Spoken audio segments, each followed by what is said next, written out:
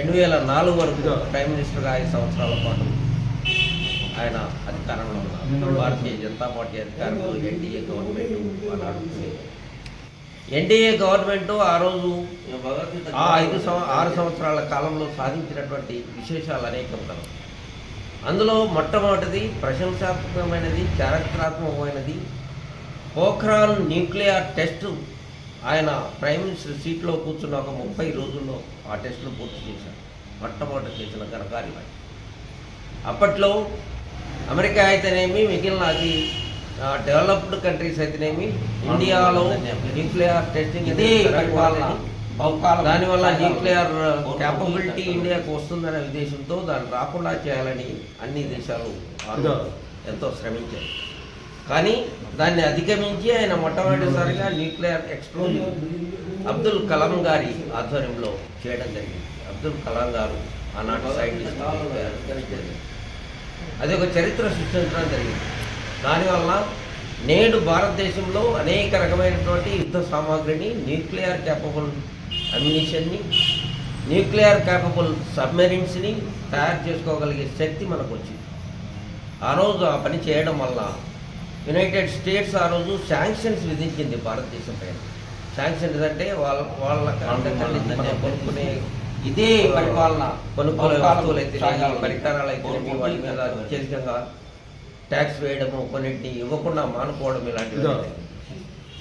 భారతదేశం లాంటి దేశంలో గత కొన్ని వేల సంవత్సరాలుగా భారతదేశంలో ప్రజలు నివసిస్తూ ఉన్నారు. ఒక అనాది అయినటువంటి సనాతనమైనటువంటి ధర్మము, సనాతనమైనటువంటి జీవన విధానము భారతదేశంలో ఉండింది. అది ప్రపంచానికే ఆదర్శంగా ఉంది.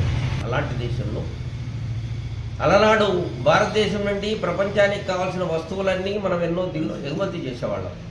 ప్రపంచం యొక్క వ్యాపారంలో 25% కేవలం భారతదేశం నుంచి ఎగుమతి అవుతూ ఉండేది. అలాంటి దేశానికి శాంక్షన్స్ అందరినీ అభ్యర్థి ఆ సంగతి మన ఇదే పరిపాలన.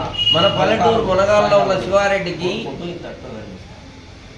వేరే దేశాల నుంచి వస్తువులు వస్తేనే ఆయన జీవితగల ఏం లేదు. మనం ఆధారపడాల్సిన అవసరమే లేదు. మన రైతులు మనకు కావాల్సినవన్నీ పండిస్తారు. మనం దాని నుంచి అన్ని వస్తువులు సేకరించుకోగలము. మన ఆహార పదార్థాలు మనం తెచ్చుకోగలము. మన బట్టలు మనం నేర్చుకోగలము. మన పత్తిని పండించుకుంటాం, బట్టలు నేర్చుకోగలము. వేరే దేశాల మీద ఆధారపడాల్సిన అవసరం అనేది భారతదేశానికి అనాది కాలం నుంచి ఇంతవరకు లేదు. శాంక్షన్లను మనము అధిగమించి భారతదేశము ఒక సార్వత్రిక దేశంగా, ఒక గొప్ప దేశంగా నిలబడేటటువంటి అవకాశం లభించింది.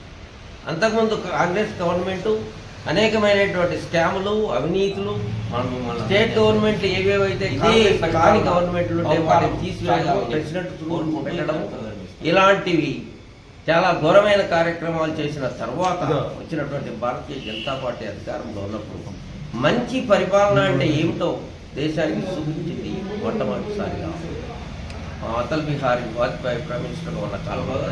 అందుకని దీన్ని సుపరిపాలనా దినోత్సవంగా మనం జరుపుకుంటున్నాం. ఆయన యొక్క ఆధ్వర్యంలో, ఆయన యొక్క